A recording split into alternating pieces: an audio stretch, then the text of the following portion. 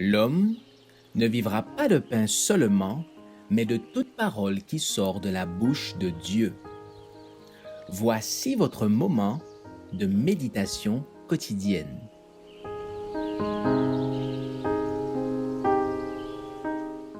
Vous recevrez une puissance. Creusant profondément la mine, le 9 avril. Ceux-ci avaient de meilleurs sentiments que ceux de Thessalonique. Ils reçurent la parole avec beaucoup d'empressement. Et ils examinaient chaque jour les Écritures pour voir si ce qu'on leur disait était exact. Acte 17, verset 11. Il est bon et juste de lire la Bible, mais notre devoir ne s'arrête pas là, car vous devez sonder ces pages pour vous-même.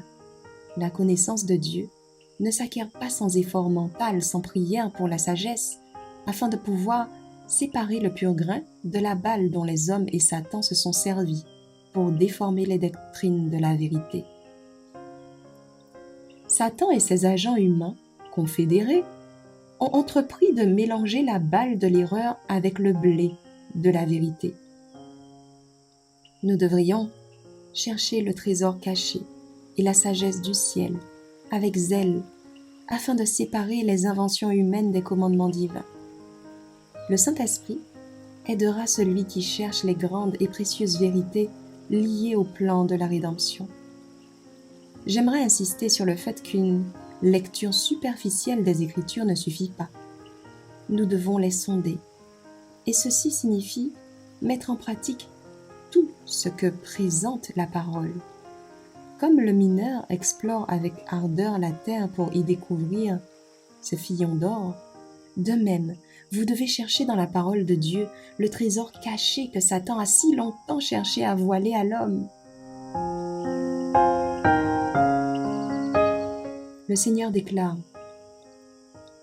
si quelqu'un veut faire sa volonté, il reconnaîtra si cet enseignement vient de Dieu ou si mes paroles viennent de moi-même. Jean 7, verset 17.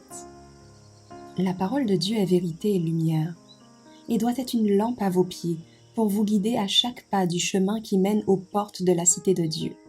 C'est pour cette raison que Satan produit des efforts si désespérés pour obstruer le sentier qui a été établi pour être suivi par les rachetés du Seigneur. Vous ne devez pas introduire vos idées dans la Bible et faire de vos opinions un centre autour duquel la vérité doit tourner. Vous devez mettre de côté vos idées à la porte de la recherche et animé de votre cœur humble et soumis avec le moi caché en Christ, avec une prière fervente, cherchez la sagesse de Dieu. Vous devriez ressentir le besoin de connaître la volonté révélée de Dieu, parce qu'elle concerne votre bien-être personnel et éternel. La Bible est un indicateur par lequel vous pouvez connaître le chemin de la vérité éternelle. Vous devriez désirer connaître par-dessus toute chose la volonté et les voies du Seigneur.